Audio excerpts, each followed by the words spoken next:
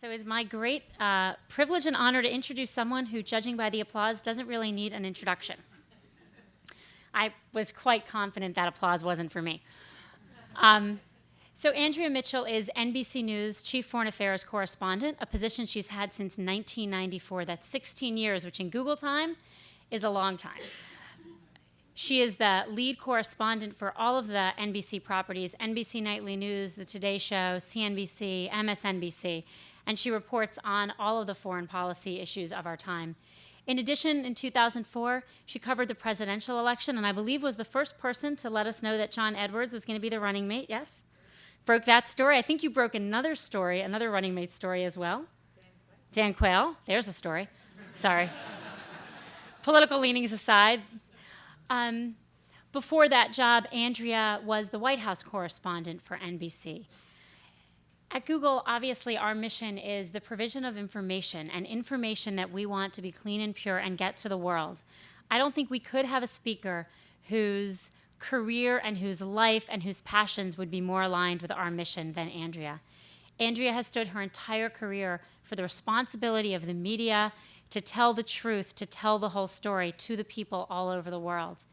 She's also broken many glass ceilings, which we're all happy to see in her career. And she's here to talk to us about her book, which I loved, Talking Back to Presidents, Dictators, and Assorted Scoundrels. So very big welcome to Andrea Mitchell.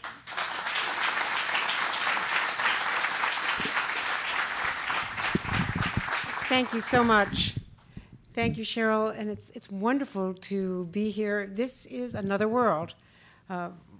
First of all, we rely so heavily on you. I cannot tell you how many times a day we are Googling this, that, or the other. But I think we all share a common challenge, which is to figure out what is fact, what is not, what are the appropriate filters, how are we going to adjust. And as we at NBC spread to new platforms, and we have a huge push on digital platforms right now, we have to figure this thing out as we go along as well. And we make errors just in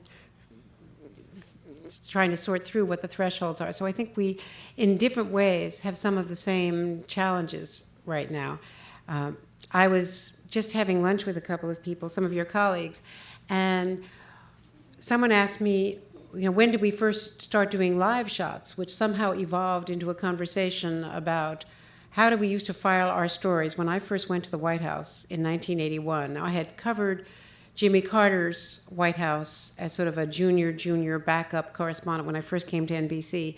But I was assigned full-time in 1981, partly by accident, and that's one of the subtexts of the book, because I had screwed up badly. Not getting a fact wrong, but in really messing up on the Today Show one morning. I was assigned to go down to a place called Haynes Point and watch John Hinckley being transferred from a helicopter to a motorcade to go to federal court for his arraignment. And no one had seen this, suspected assassin, attempted assassin of President Reagan. And I was told, go down there. The Today Show wants a picture of this. It'll be about 8:30 in the morning, East Coast time. And, we just need to have a correspondent there protectively in case something happens. Well, Haynes Point was, hundreds and hundreds of yards away from where this was taking place. And the deal was that the camera with the telephoto lens used for space shots, frankly, first developed for space shots and then eventually perfected to get those fuzzy pictures of Ronald Reagan on horseback at the ranch, which was across a valley from where we were positioned on his long vacations in Santa Barbara. But so one of these cameras was going to be capturing this alleged picture of someone purported to be John Hinckley, and I was told, well, just stand next to the cameraman, but hook yourself up. And of course, not prepared in any fashion, 1981, Tom Brokaw, then anchoring the Today Show, comes to me and says, Andrea, what do you see? And instead of making it up, I completely flubbed it. The cameraman could see through his lens something. I could see nothing with the naked eye, and it was according to the then president of NBC News, the worst single performance by a correspondent. There's got to be a category for that. Worst live shot by a correspondent in the field. Nowadays, with cable, and every other crazy way that we're trying to broadcast and send broadcasts up on cell phones and everything else that we do, going live is automatic. But in those days, it really wasn't. And so I got busted badly, and I didn't know it, because that's another feature of our business. I don't know about yours, but you don't know when you've had it. So the next Monday morning, I came in for work, and my name wasn't on the assignment sheet, which is a big hint. And I went into the business office, and I said, my name isn't on the assignment sheet. And the business manager said, didn't you know you've been banned from television? You've been reassigned to radio. I guess they thought I could do less damage. And so I had been, frankly, a fairly successful, very visible NBC correspondent up until then. Before Reagan was shot, I was full-time the energy correspondent, a position I had talked myself into because nobody else was covering it. And we then had the gas lines and the crisis and 78, 79, and then 3 Mile Island. So all of a sudden, with 3 Mile Island, I was covering a possible nuclear meltdown. And it was, so I had really been on the air a lot, more than the White House correspondent. So all of a sudden, and having done this little field job, I was totally messed up. And they offered me a job doing radio during the week at the White House, covering Reagan, as the backup number 4 correspondent, and then working the weekends on TV. And sort of the nice part of the story is that my senior television colleagues were a wonderful man named John Palmer and Judy Woodruff, then went to, Jim Lair's NewsHour, and then went to CNN, and is now back doing documentaries with the Pew Foundation at the NewsHour Productions, and is going to be doing some very interesting things in coming months. So Judy and John devised every excuse to get me back on television. In this highly competitive world, they were, looking for any reason to say, that's a story Andrea can do. Why don't we let Andrea have a shot at this? And I found that if I worked 7 days a week and made myself indispensable to the weekend nightly news, that I could eventually get back on the Today Show, and outlasted that former president of NBC News by many decades. So there are a number of lessons in all of that. It was launching me into the White House beat full-time, covering Ronald Reagan. Fascinating. I don't mean to sound nostalgic for the Cold War, but the stakes were huge. We used to ask Reagan, why aren't you meeting with your Soviet counterparts, this fierce anti-communist Ronald Reagan? And he would say, there was Brezhnev, and then there was Andropov and Chernyenko, and finally Gorbachev. And he would say, well, they keep dying on me. And finally, he had an interlocutor who was a youngish, intellectual, active, very ideological leader of the Soviet Union. And those summits, starting in Geneva in 1985 and going through Reykjavik and all, just fascinating period. And I learned a tremendous amount about, not just about politics, but about, partly about how much we don't know as White House correspondents, because we in this post-Watergate age thought we had inherited the mantle of Woodward and Bernstein, and there were so many leaks coming out of the Reagan White House in sharp contrast to this White House. People have compared George W. Bush to Ronald Reagan in terms of being a very good retail politician who has sort of a personality and a persona, an optimistic personality in the face of a lot of negative stuff. But the one of the enormous differences is that there were constant leaks coming out of the Reagan White House, because you had different parts of the Republican Party, the moderates and the conservatives, the Ed Meeses and Jim Bakers and Mike Devers, all merged together into this one White House, and everybody leaking about things, and it was just terrific for correspondence. But this, in contrast to now, where everyone is a Texan who came up loyally through, the Bush years, ascended with this president through the governor's office, and now would barely tell you if your pants were on fire, no less leak information that was in any way inimical to the interests of this president. So it's been a very contentious time and a difficult time for reporters. We can talk more about that and some of the threats and subpoenas, to say nothing of the jailing of reporters, in contrast to every standard that the Justice Department has ever held about not subpoenaing reporters unless absolutely necessary in almost a life and death situation. That said, we did not know about Iran-Contra.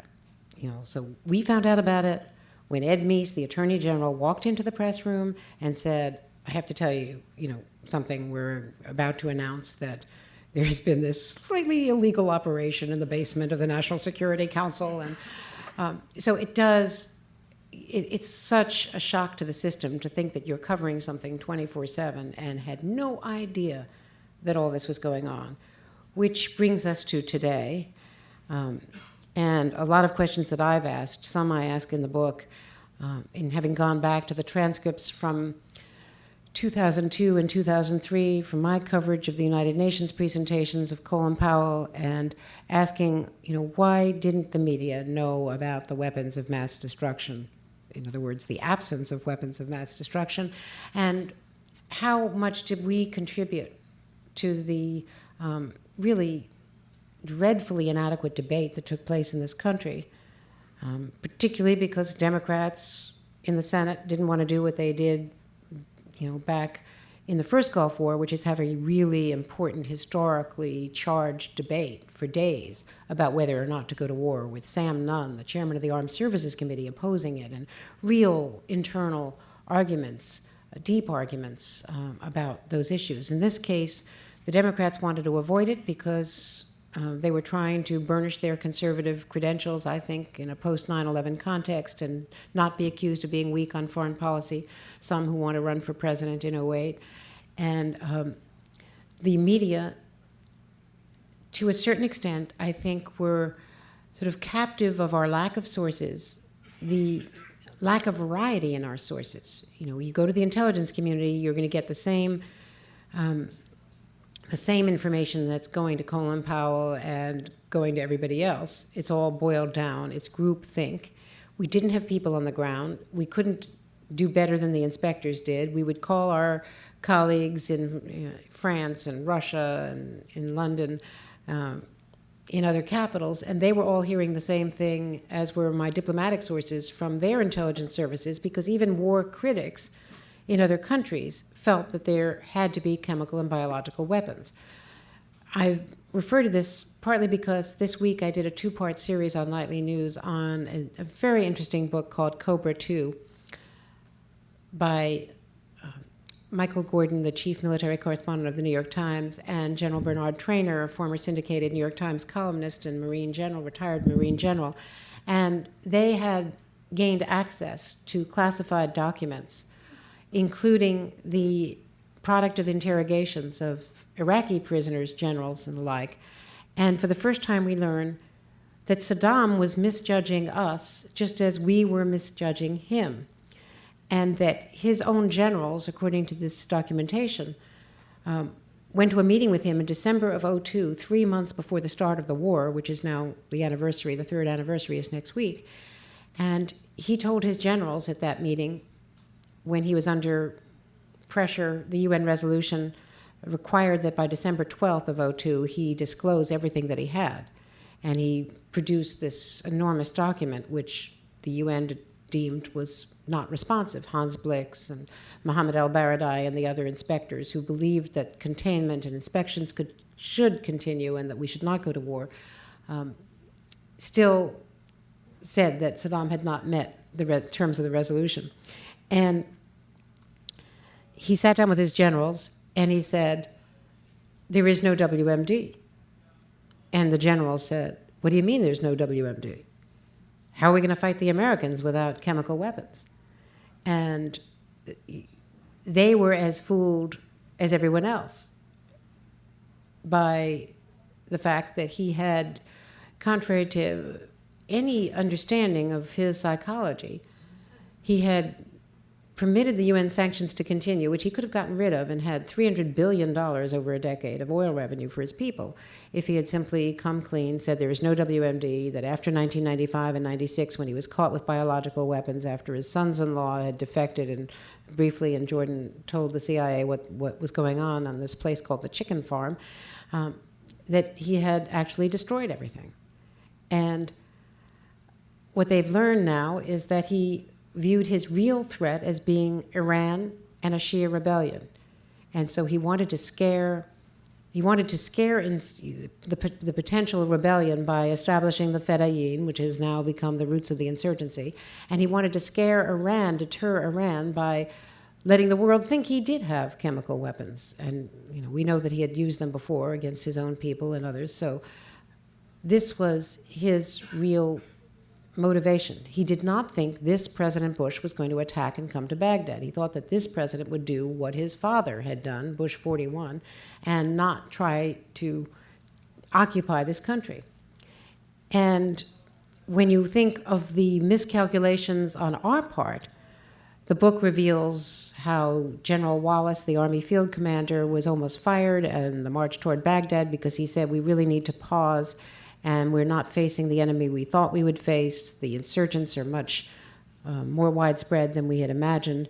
And General Franks at CENTCOM and Rumsfeld in the Pentagon practically fired the guy because they didn't want to hear anything that would contradict their notion that if you took Baghdad, you had the country. So if they had, with this relatively small force, enough troops to march to Baghdad and do it successfully in 3 weeks, the war was over. And General Franks, actually a week after they took Baghdad, went to his commanders and said, give me a game plan for withdrawing all but one division, all but 30,000 troops by September of '03. Well, today we are in, as we sit here today, we are in the largest assault since the invasion, with a huge American force on the attack against insurgents. Just yesterday, there was a terrible military incident which left a lot of civilians dead. I mean, we are as deeply involved in this war now as ever. And in the polling that we have, the NBC News Wall Street Journal poll yesterday and the Pew poll today, the president is, for the first time, really at risk of losing his Republican base because of the war. When people in the Pew poll were asked, what is the word you would use to describe Iraq? The first word that came back was a mess. And I think the second word was chaos. And for the first time when they ask about George W. Bush, one of the words that comes back is incompetent. And this is post-Katrina, post-Dubai, but mostly Iraq. So going into the midterm election, the president is under enormous pressure from his own Republicans on the Hill. They are running scared. In our poll, for the first time, 50% of the people questioned now favor Democrats rather than Republicans in terms of Congress. That is a very dangerous number. So even though there's been an enormous amount of gerrymandering, and the conventional wisdom is that only 30 House seats were at all at risk for the Republicans, and they would require a 15-seat switchover for the Democrats to retake the House, we're getting to that point in the polling, if the polling is to be believed, where the president has to worry about his base and he has to worry about the midterm elections. And what are the policy implications of that? The policy implications are, what might the White House do in the next couple of months on sort of red meat issues to try to shore up the base and make sure that they don't lose the House? And how much, if you saw the New York Times today, how much is Russ Feingold's censure motion helping to give them a weapon to rally the troops? Don't elect the Democrats or you might face the impeachment of George W. Bush. Not a likely scenario, but certainly something that they can raise as a bloody political flag. So all of these things are happening now. It's a very, very contentious time. Very hard to be a reporter in Washington. I'm not here to defend Judy Miller or the kind of reporting on WMD, because I think we all fell down on the job to one extent or another, wittingly and unwittingly. But whatever you think of the reporting that led to it, I have very strong feelings against reporters being thrown in jail. And I have to tell you, it has had a chilling effect on what I do every day. People now do not want to take calls from reporters. Intelligence officials are afraid to talk to anyone outside. Whistleblowers have been completely frightened, almost into submission. I was interested to see that the Goldsmith Prize at Harvard for investigative reporting last night was awarded to James Risen of the New York Times for his revelation of the NSA eavesdropping, because it is a way of at least rewarding through public recognition reporting that is now under attack from investigations, many investigations that are now being launched by the administration, and subpoenas that are flying around Washington against Risen and others. Dana Priest of the Washington Post was a runner-up. She had revealed the secret CIA prison camps in Eastern Europe. So at least the academic community and the journalistic community is at least taking note of some of the rather brave reporting that has taken place in recent months. But these reporters are in considerable jeopardy, and this is all in the aftermath of the other investigations that are taking place in Washington. It is becoming increasingly difficult to do serious reporting. And one of the things that I was also asked about earlier today was, how much real reporting goes on. And I think there was a Pew study that Tom Rosenstiel led at Columbia University last week, which said that for all that we now see 24/7 on cable, on the net, all of the blogging, everything else that happens, there is less and less real reporting that goes on, at least on the major beats in Washington. And when I think back about it, when I first came to Washington in 1976 to work for a CBS station, having worked in Philadelphia for a dozen years before, or rather for a decade before at an NBC local station, I would occasionally be assigned to Capitol Hill. We did a lot of national reporting for this local CBS station. It was owned by the Washington Post Newsweek company. And then, and when I went to NBC in 1978, if you covered a hearing, you went to the hearing. And you would grab witnesses on their way to the bathroom, and you would talk to press secretaries and talk to House members and senators as they would take breaks. And, the only way to cover the hearing was to go there because it was before C-SPAN and before video feeds and before computers in our business. And if you covered a Senate floor debate, you would go and sit in the gallery with an artist as though you were in a federal courtroom, and the artist would paint a drawing, and I would say, take a shot of this senator or that senator, and I'm going to need to cut back and forth visually between these two because they're the lead actors in this debate. And then I would go and type up on an old Royal or Olivetti typewriter if I were on the road. But we had these old portable typewriters, and you'd type up your script and then fax it in. It was a rather primitive fax machine. I'm trying to think of what it was called. We would type everything on 5-ply paper with carbon. I guess some of you may have seen this stuff in museums. And then wait for it to be Xeroxed in New York in the Nightly News fishbowl, and every editor, producer would read your script, weigh in, make sure that what I was reporting was in sync with what we were reporting from our Paris bureau or one of the other bureaus, and fact check, and then go through style points, grammar, and then dictate it back to me, and I would then record my voice back to our bureau from, let's say, the White House booth, and then they would start editing it together. Now, in the really early days, when I was working in local television, we used film. And we would have to get our job done early enough in the day, stop shooting a story so that we could process the film, put it in the soup, as it were. Then we would, this sounds so silly, but we would hang strips of film, of processed film, and then literally splice together scenes with a razor blade and a splicing machine, and make these little mini movies for the nightly news. Early live shots. I was covering for local news the bribery and corruption, mail fraud bribery trial of the governor of Maryland in Baltimore City. And our station was in Washington, D.C., so I would drive 45 minutes to Baltimore and go to federal court with an artist, and we would cover the story, leave in time to drive back down I-95 to our studio for the local news at 6 o'clock. And she would often be finishing the artwork in the back seat and waving it out the window so that it would dry in time to get it back to the studio. I'd sit next to the anchorman. We'd put it on easels and have two cameras cutting back and forth between the scenes as I would live narrate my script.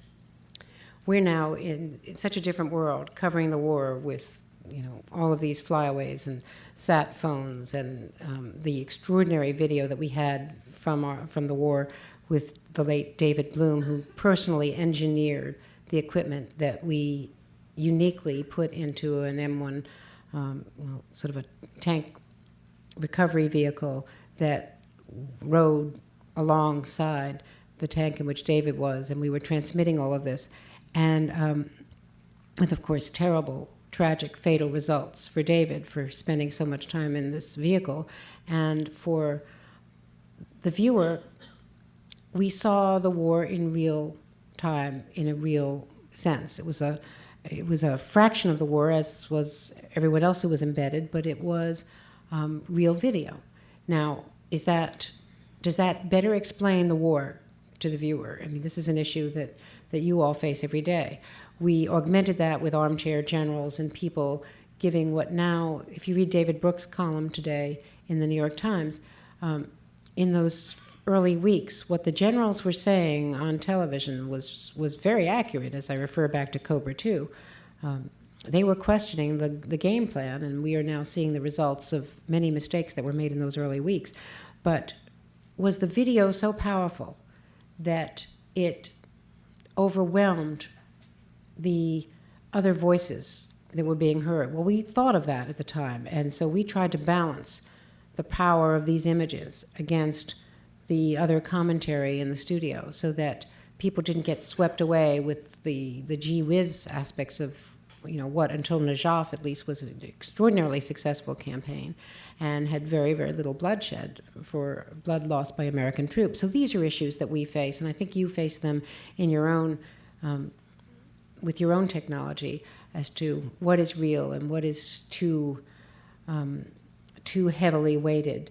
How do you balance fact from more dramatic images that may actually distort the reality, may not present the reality if they are not put in the right context.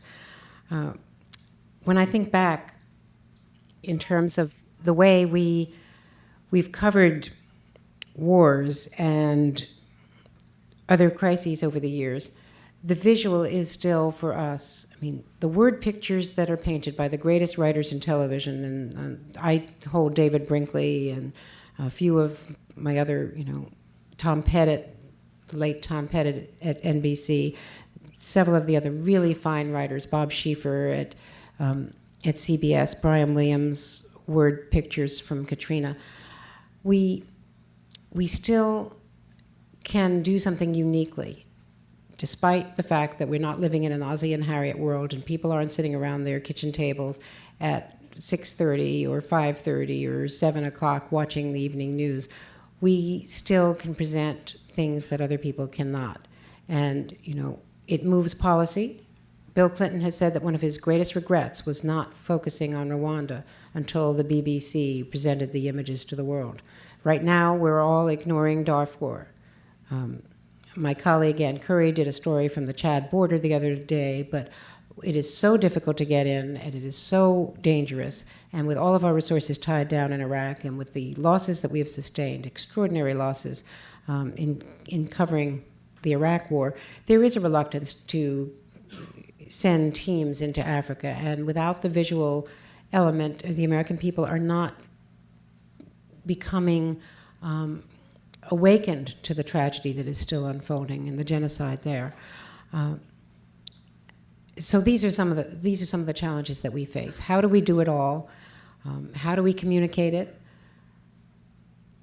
How do we adapt as you create new forms of communication? How do we upgrade ourselves from the days when I typed on a Royal typewriter to the days when we are communicating and filing our stories via our laptops, doing our voice tracks now through our laptops. I mean, doing new things that we've never learned before. We're now carrying our own little cameras. Wherever we go, we're not traveling in all places with as many, with teams of producers as we used to. This is the whole new world of your technologies, and it's the world that we're trying to engineer as well. And the questions now that we have are not just technological, they're questions of content, as they always have been, of what is the role of the citizen journalists and the other, the bloggers, and how do we determine fact from fiction, and what do we do about things that we find online that are just not true, but that are impossible to eliminate, sometimes from our own biographies. So with those thoughts out there, I'd love to take your questions and find out what your concerns are and how you think that we can better serve our publics, and what relationship you see between what we do as reporters for a living and what you do here at Google. Thank you all very much. Thanks.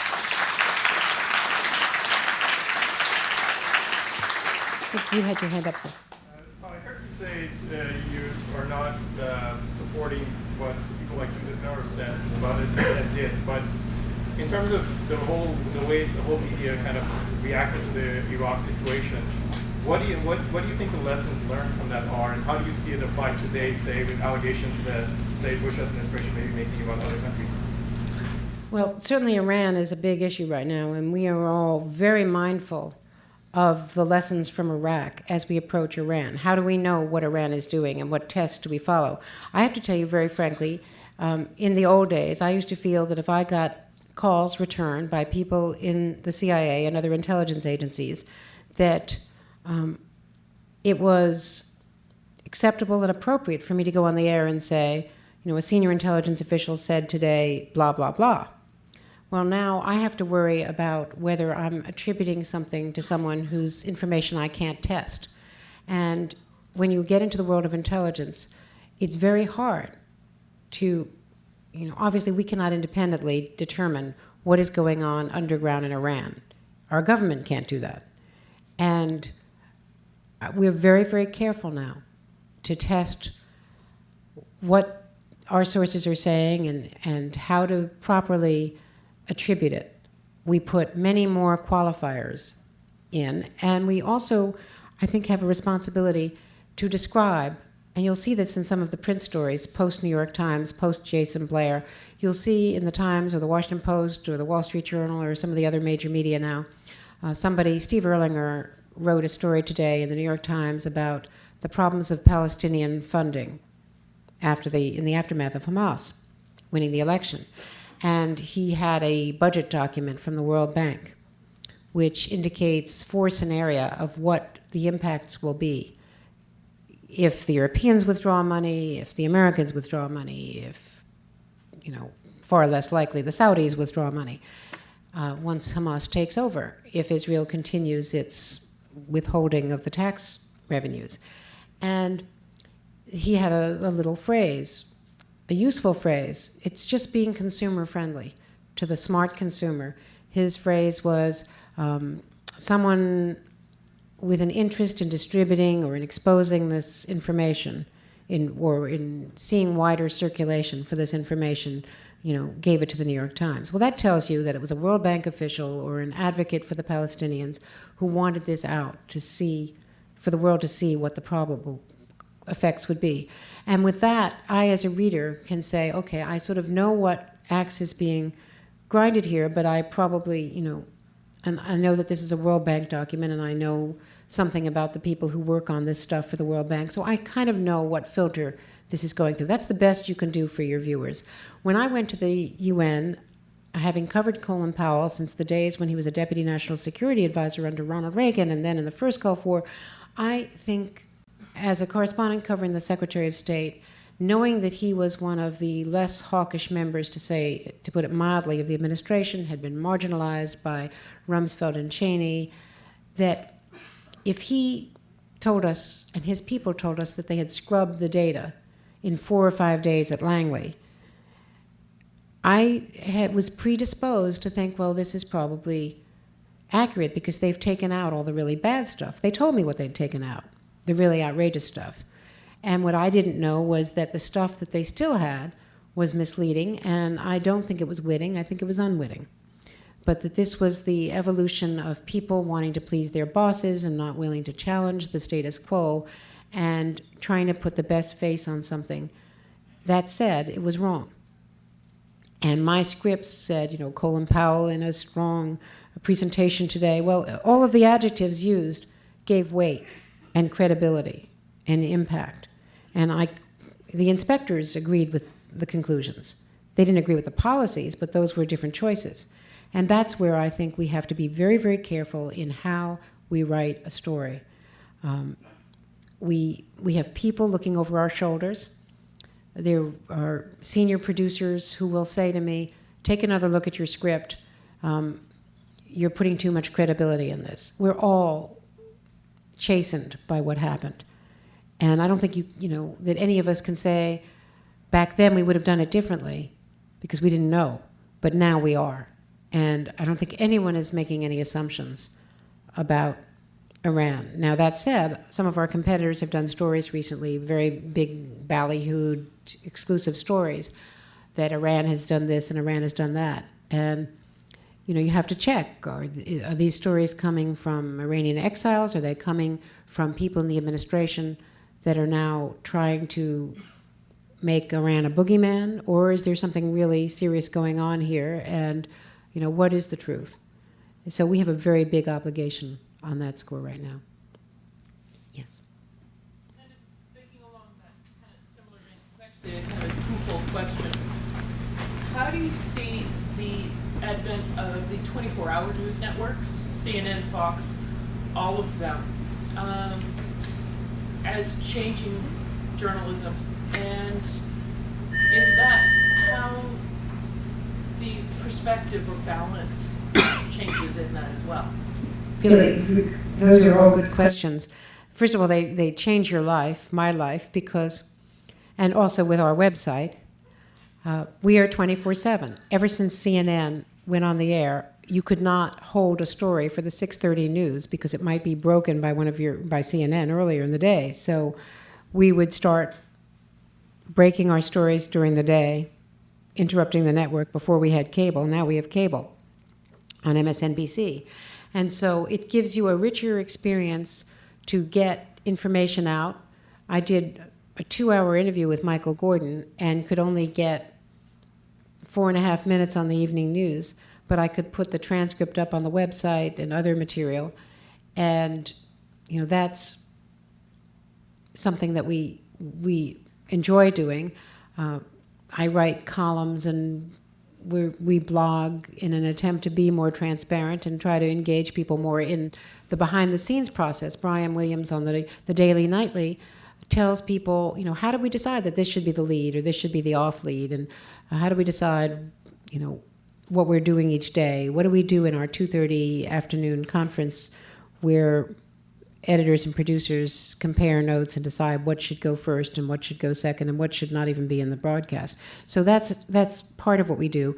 But all news on cable has made it possible, for us to do much more political coverage than we ever could on the network. With only a half hour of evening news, we, can put updates on at any time. We always update for the West Coast on nightly news, but after 9:30, we now have 9:30 p.m. on the East Coast. We now have more options to update on cable. Now, that said, we get into the world of primetime cable talk shows on all of the networks, which are occasionally screaming matches.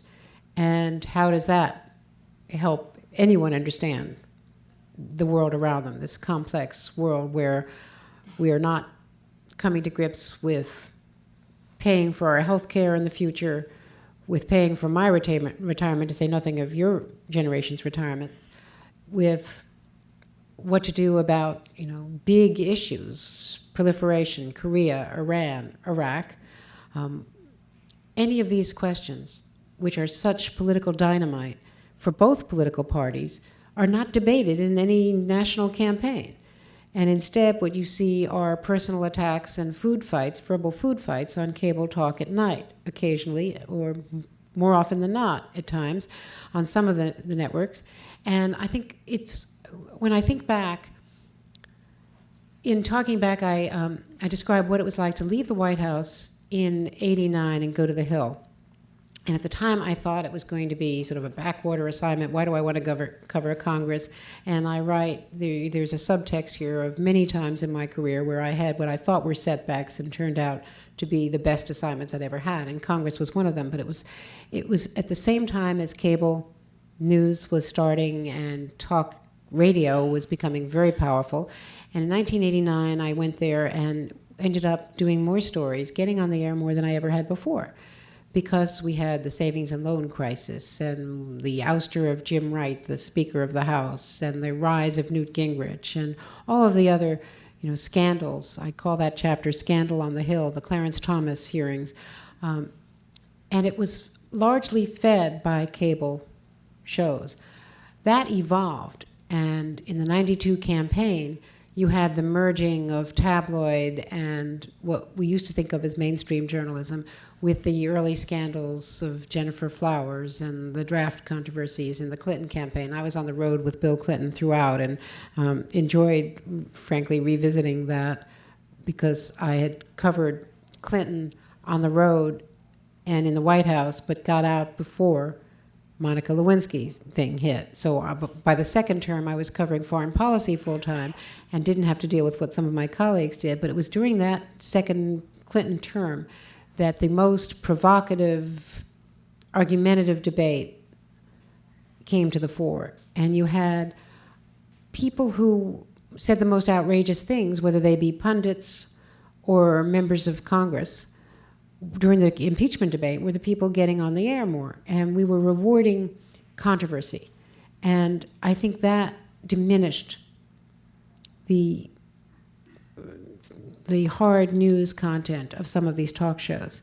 And it's one of the things we really have to worry about. It has diminished, it has fed into what I see as a decline in civility in Washington. And I don't mean to sound like an old fogey about this, but when you have people screaming at each other and significant members of Congress saying that they can't get questions answered from the White House, and sort of an arrogance on all sides, nobody gets anything done. And I think that's what's contributing in the polls to this right track, wrong track number where, this huge number of people, 62% now, think that the country is going in the wrong track. That is dangerous for our country.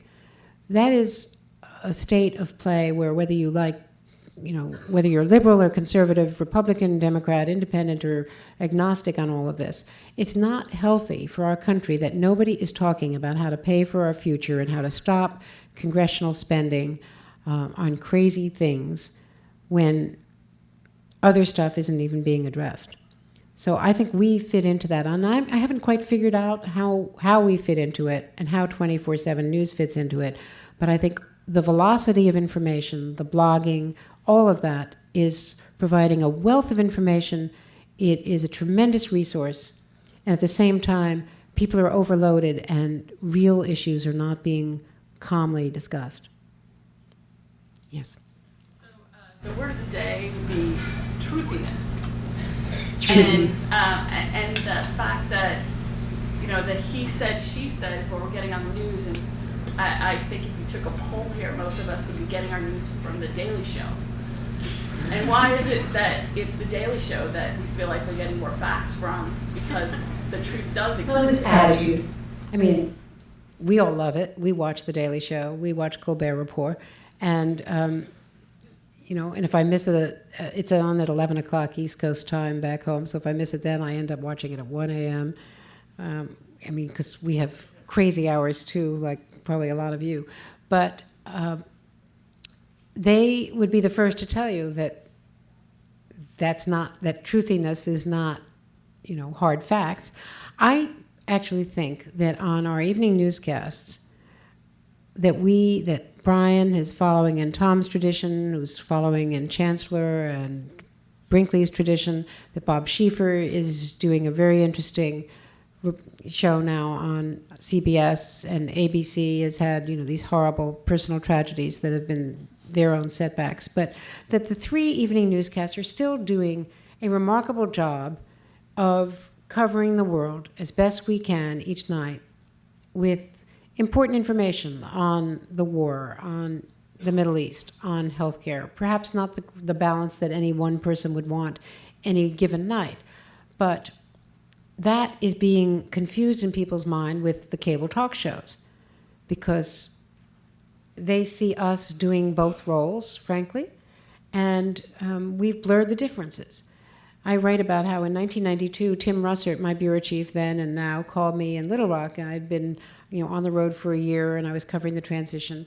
And Tim called me and said, well, I've got good news and bad news. Good news is we're going to make you chief White House correspondent, because I had been covering the Hill and then had been on the road with Clinton, and they were going to send me back to the White House where I'd covered Reagan.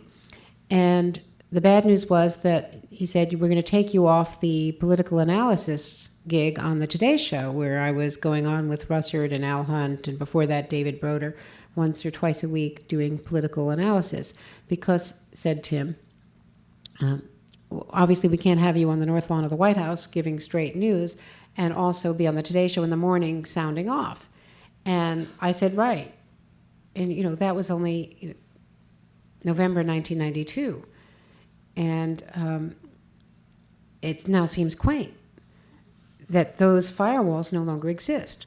So in this election cycle, I found myself, sitting with Joe Scarborough and Ron Reagan and Chris Matthews on a live set during the presidential debate with people, screaming and shouting behind us. And at one point, Zell Miller, challenging Chris to a duel. And so you have to ask yourself, how does the viewer sort this out? And how do they figure out whether what you're saying is a straight report or is analysis? And I try to walk a very fine line. I don't do commentary. I don't do editorials. I do analysis. I do context. But how do they sort out what happens in prime time at night on cable with what happens at 6:30 or 7 o'clock on the nightly newscast? And so in a way, we've contributed to our own problem, the decline in the credibility of what we do for a living. And the other thing is that, you're all watching, the Colbert Report. It's satire, but you do think that it is giving you the sort of the essence of what you either believe or want to believe about the administration, because it fits your own, attitude, and it's fun and funny. But at the same time, I'll bet you also go online and read the newspapers and have, more information that you absorb, most likely, most days. I still have this old-fashioned need to, as much as I read online, I also like to have a newspaper. It's habit, and I'm sort of wedded to newspapers because there are things that you just can't find, believe it or not, online, that you can find buried in the paper some places. But it's all generational, and I know that probably is changing rapidly. Yeah. Yeah, I have a question about the business of news. Do you think that the business of news will remain financially stable? Google and NBC are very much the same. We're supported by advertising. Do you think that will continue? I do. It will evolve. We're on cell phones and in all sorts of new digital platforms. And as I say, it's not going to be the broadcast, my father's nightly news broadcast, but I think it will, because we are able to link to an enormous depth of things through our network. and provide information and context and experience. When we have Bob Bazell evaluating a medical journal in some report, that is a very, that is a unique service that we can provide because of his experience. Or Brian in Katrina, who was inside the Superdome and watching it come apart. And advertisers will still want to be identified with that. And the Today Show is enormously successful financially. I mean, CNBC, for whatever ratings challenges it has had, is a big financial success. So Meet the Press is a huge asset to NBC. The numbers are probably 3.5 to 4 million viewers for the first feed, although we repeat it on cable and now it's podcasted as well. But the numbers don't translate to the impact of the demographic that we get for that show and the high-end people and the credibility attached to that broadcast. So it's a sold-out broadcast for a reason at premium prices. So, and very, very cost-efficient in terms of production compared to an hour of primetime television or drama. So there are economies of scale, and I think, just like you, that it's a business model that works. I think more concerning is the future of my friends in newspapers. And we see with the Knight Ridder sale, and I worked for 10 years in Philadelphia and watched Knight Ridder come to the city and transform the Enquirer and the Daily News, and they became Pulitzer Prize machines, the Enquirer.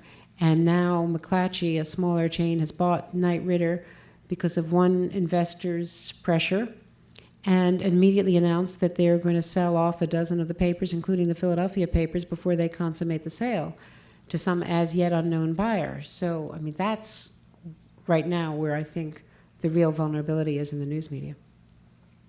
Yes? A free press is one of the fundamental pillars of a democratic society. And America has seen a series of experiments in democracy. I'm curious, what do you think will change in the legal system or other things that will restore some of the things that the press enjoyed more now? Well, I think the question was about the freedom of press and how a free press is a pillar of democracy and what changes might take place that will restore the confidence and the viability of a free press. And actually, I'm not sure what will happen because the American people, we are so unpopular.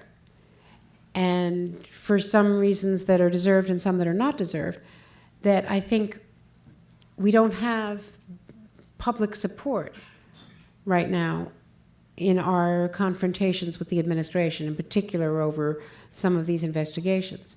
So I think the American people have to care about the importance of a free press. I find it remarkable that we preach the importance of a free press in Iraq and Iran and in other, totalitarian regimes, and say that it is the cornerstone of a democracy, yet at the same time it is very much under attack here in the United States, and it's seemingly without a great deal of public support to defend it.